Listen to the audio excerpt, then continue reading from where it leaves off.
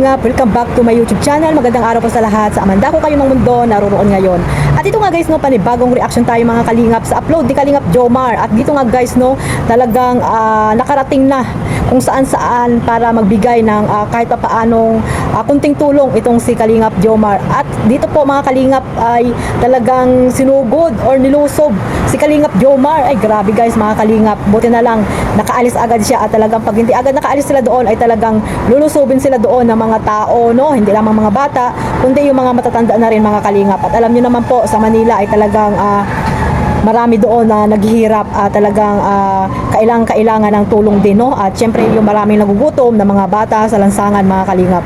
At dito nga guys, no, nabigay dito si Kalingap Jomar at siya ay dinumog, no? Dinumog siya mga Kalingap. Mabuti na lang at ay nakaalis na sila ni Kalingap Dan. Pero bago natin simulan yan, kung ano pa yung mga nangyari, magsha-shoutout muna tayo sa ating founder Kuya Bal Santos Matubang, Ate Edna Vlogs at Kalingap Rab, at sa lahat po ng mga nasa landing pad, ambassador, deputy at mga Kalingap scouters. Ganon din po sa mga kasamahan ko pong reactor, ayan, sa Team Bios, Karipa, Team Strikers, Team Watchers, at sa lahat po ng mga reactor po na nandito po sa Team Kalingap. Ganon din po sa mga OFW, yung mga nandiyan po sa Pilipinas, sponsor, at sa lahat-lahat na po ng mga viewers po ng Team Kalingap. At maraming salamat po sa walang sawang pagsuporta rinyo sa aking maliit na YouTube channel. At sa mga hindi pa po naka-subscribe, ayan, pa-subscribe na po and click the notification bell para po updated kayo sa aking mga reaction video na ina-upload mga Kalingap.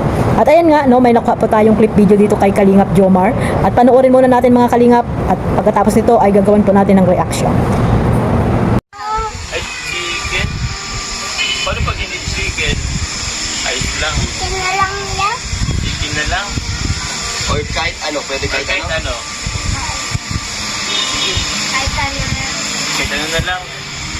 Bigyan natin bro. Go, bro! Bigyan mo na! Bigyan, dugogin natin dito. Diba? Ito na lang.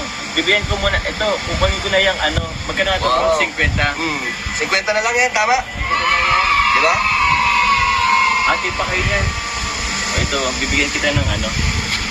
Bigyan mo na kita ng ano. Hindi. Huwag niyo muna sabihin ha.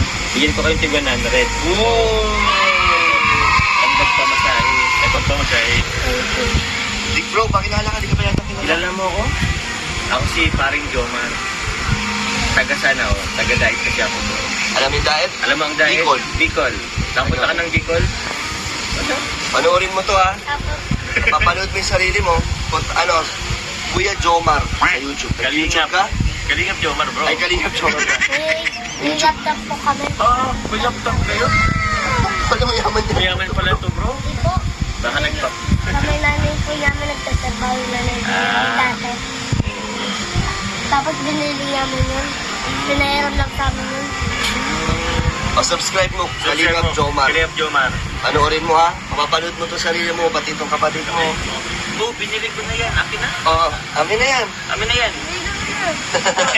Di sa inyo na. Sige na, sa inyo na. Para dagdag kita. Ibenta nyo na lang ulit. Para dagdag kita. Ano sasabihin mo? Thank you. Thank you. Welcome. Sige mo? Sige bro. Okay. May ano pa ba tayo? May mga kasamahan kayo dito? Mga Mga, kaibigan namin. saan? Ilan kayo? Ilan kayo? Ha? Ilan kayo magkakaibigan dito? Mga, lima. Mga 100 ata. 100 bro. Hindi natin. Ha? Lima. 5 lang? Mga 15. Ilan ba ang dala mo bro? 15 din bro. Kaso baka pag tinawag nila bro, madaming pumunta. Sabi pumunta, oo. Pero okay lang kayo na muna bigyan namin. Kasi may ito kasi kaming bibigyan din. Ito yung ate ko. Eh, idapit mo na rin sa ate mo. Ha? Asan yung ate mo? Tawag mo sa ate TJ. Kahit ilang taon yun? Ilan taon po? Oo. 9. 9. Ilang taon ka na ba? Magkasunod sila. Kasi sila bro. Ilan taon na yung pinakamatanda mong kapatid? Sino? Ilan taon na yung pinakamatanda mong kapatid? Yung ate ko? Sino pinakamatanda? Pangalawa ka. Pang ilan ka? Pangalawa. Tapos yung kapatid ko pangatlo. Tapos yung kapatid kong baby at pangapat. Pinakamatanda yung ate mo. 9 years old. Magkakalapit lang Bro, sila, bro. 9 years old pinakamatanda, tapos alin agad sila. Ayan po, oh. Ikaw Ay, yung ganda maganda. niya, ate. oh. Bigyan kami ng ano, 100. Nagkamukha siya bro. Angel. Bibigyan din kami pagkain. Ate, anong pangalan mo? Chichi po. Chichi. Chichi. Chichi or Gigi? Chichi. Ah, Chichi. Tapos kami ng Chichi. Ikaw ang panganay. Nag-ano ka ngayon? Nag-ano ka? Nagtitinda ka din? Nagtitinda ka rin? Naglalaro po po. Ah, naglalaro ka? Pinsan po dito. Ha? Marami po kami. Iba po na sa leg po. Nasa recto. Pamilya kami. Kumain ka na? Nagugutom ka ba? No. Bro, dumadami na Bro, sila. dumadami na sila bro.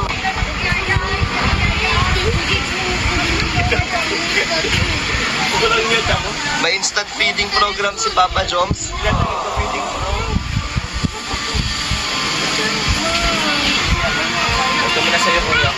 Ito pa siya. Thank you. Ay, Yun. yung muna. Oh, muna kayo. Bukay doon o, doon, sa tabi.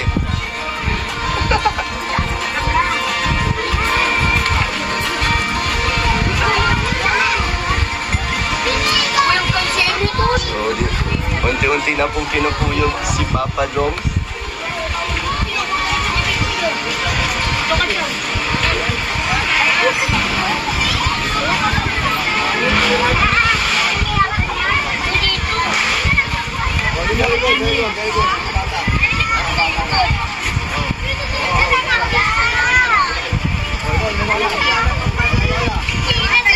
Ikaw, meron na? Ayun mga kalingap, alam ko na yung mga supporters po ng Jomcar ay nakapanood na po ng tawag dito ng upload na yan ni Papa Joms, no? At alam nyo naman na si Kalingap Jomar ay hindi lamang pumunta ng Manila para mag-gala-gala, no? Gumala rin, nandoon na po yung gala, pero talagang kahit saan sila pumunta ay nandoon talaga nakaakibat sa kanila yung pag-charity, no? Pagtulong kahit pa paano sa mga bata na talagang hirap din makabili ng Jollibee, di ba? Kaya napakalaking tulong din po, no, kahit pa paano yung binigay na Jollibee ni Kalingap Jomar. At grabe guys, no, may mga dumarating na padagdag ng padagdag yung mga bata, hindi lamang hindi lamang mga bata, pati mga matatanda, no, kunwari ay sabi na pumila pero sila rin ay gustong makatikim ng pagkain na mula kay Kalingap Jomar, kasong alang ay talagang hindi naman talaga pag papiding doon sa lugar na yon, kundi ang gusto sana ni Kalingap Jomar kahit pa paano habang nagda-drive or tag dito kung saan sila pupunta, may makita silang mga bata na na nasa lansangan ay aabot lamang para nga hindi sila masyadong matrap, no? O ayan nga, tingnan niyo naman mga Kalingap, no? Sabi ng bata ay konti lang sila doon, mga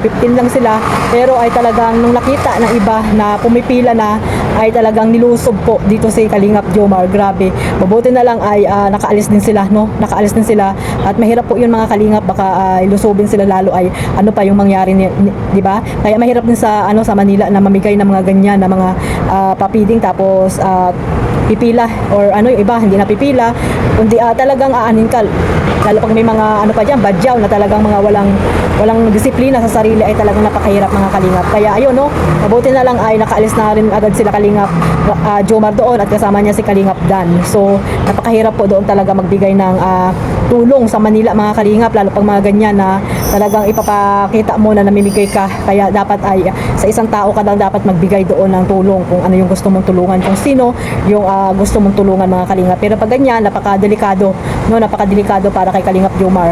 So at least po, di ba, may napasaya siyang mga bata, no, kahit papaano sa pagkain yon ay sa Jollibee pa naman mga Kalingap, no. Kaya minsan lang sila makakatikim ng Jollibee kahit na yung nasa Manila sila, yung mga bata na yan ay talagang siguro ay sa isang buwan ay isang beses lang sila makakatikim ng Jollibee or hindi pa mga Kalingap, dahil nga sa hirap din ang buhay doon sa Manila mga Kalingap, no, yung mga bata doon na nasa lansangan. So napakalaki po din ang tulong ni Kalingap Joms at ayun nga, kahit na pumunta siya ng Manila ay talagang may pusong paglinga pa rin yung kanyang iniisip ay pagtulong pa rin po mga Kalingap. Kaya grabe, saludo ako sa iyo Kalingap Jomar, no.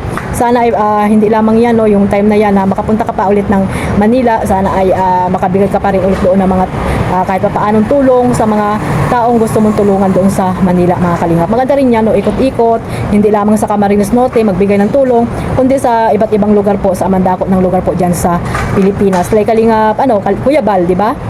Kung saan nakakarating, magbigay ng tulong, di ba mga kalingap? Kaya nga may mga landing pad sa iba't ibang lugar po. Kaya sa Davao, di ba, may mga landing pad na dyan, at sa iba pang lugar po dyan sa Bicol, kaya may mga landing pad para po hindi lamang doon sa Daet makapagbigay ng tulong itong si Kuya Bal, kundi nagkaroon siya ng mga landing pad, no? Sana ay ganyan din yung mangyari kila Kalingap Rab, yung mga key boys na gustong mag-charity talaga. Yan, sila Kalingap Dan, ayan si Kalingap Jomar, di ba? Sana ay may susunod pa, no, if ever na makapunta pa ng ibang lugar po si Kalingap Jomar. So ayan, mag-focus lang muna siya sa kanyang pabahay ngayon, no, at malapit-lapit na rin yung matapos, mga kalingap. At syempre, nandiyan po ang mga sponsor, no, ng Jomcar na lagi nakasupport po kay Kalingap Jomar at kay Carla. So maraming salamat po sa walang sawang pagsuporta ninyo, at syempre sa mga marathoners, no, team marathoners ng Jomcar na talagang grabe po yung binibigay nyo mga sakripisyo at pag-support, no, sakripisyo dahil nanonood kayo araw-gabi. Yung iba diyan nagpupuyat pa, di ba? Yung iba diyan talagang bumibili ng load, bumibili ng wifi para hindi ma-skip yung mga upload nila Kalingap Jomar, ni Carla, at the same time yung serye ng Jomcar, di ba mga kalingap? Kaya ayun, maraming salamat po sa walang sawang pagsuporta ninyo po. Tuloy-tuloy lang po, no, para magkaroon sila ng maraming tawag dito, views, lalo na po si Kalingap Jomar, para mas marami pa siyang matutulungan na nangangailangan po dyan sa amandako ng lugar po dyan sa Kamsor, mga kalingap. So hanggang dito na lang po, at huwag niyo pong kalimutang suportahan ang ating founder Kuya Bal Santos Matubang, at sa lahat po ng mga charity vlogger sa amandako ng lugar po dyan sa Pilipinas. God bless us all. Mabuhay po ang Team Kalingap. Bye-bye!